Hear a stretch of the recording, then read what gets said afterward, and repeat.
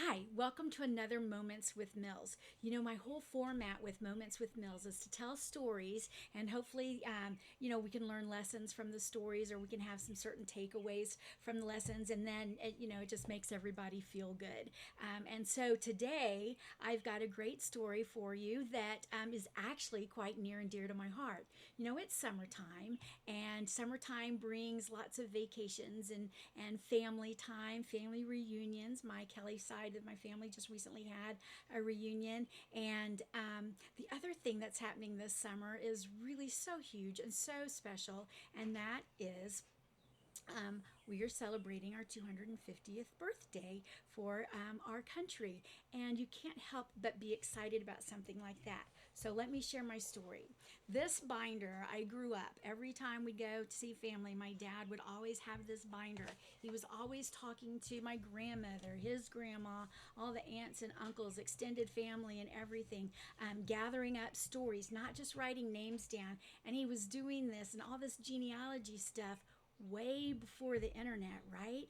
And so recently I've been able to sift through it and dig through and find stories. And then I might have cheated a little bit and used some of their internet tools to find some more information, actually some more context, which I think is a great thing with some of this family history. So one of the stories is the Kelly name, not so Irish as one would expect, or that I always grew up thinking.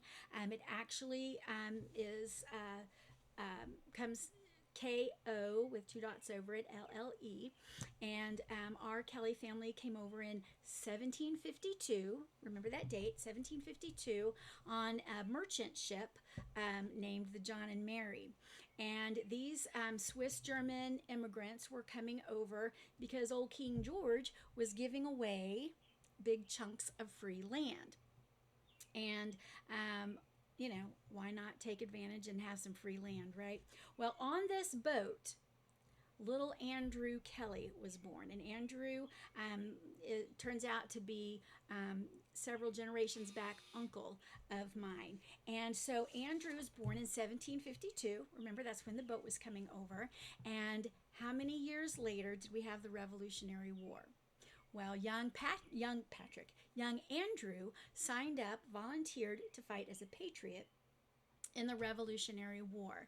And when you look at the context of what was happening in his family, in that settlement of people on the Saluda River, back in those days, a lot of those Swiss German people remained loyal to the king. Why not? He'd just given them a whole bunch of free land, and whatever other reasons and that kind of things that they had.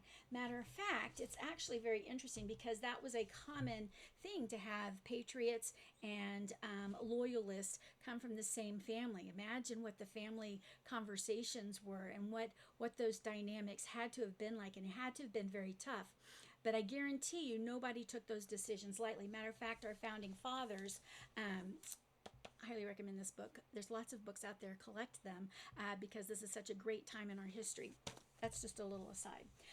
But in this book, particularly, as I'm reading about my family, I also read this. Which side would you choose? By some estimates, 15 to 20% of American colonists were loyalists. Another 40% or so were patriots. The rest supported neither side. With the stakes so high, picking a side took courage. For many, the safest path was to remain neutral. Understandably so, right? Well, Andrew volunteered as a patriot, and later, I guess you could like get out and come back in, whatever. He was drafted a couple more times and fought, and actually served as a bodyguard for his captain, who had killed a loyalist. I'm thinking that had to have been pretty hard, since so much of his family would have been loyalist as well.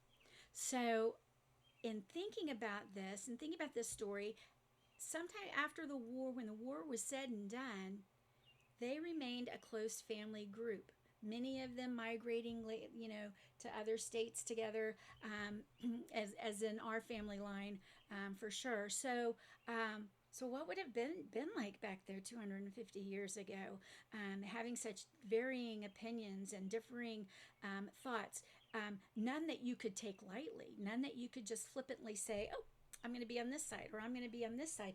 Matter of fact, would we just read that so many people, the safest thing was to just remain neutral. So I say all this for two reasons. One, here in Oklahoma, we've got some primaries coming up.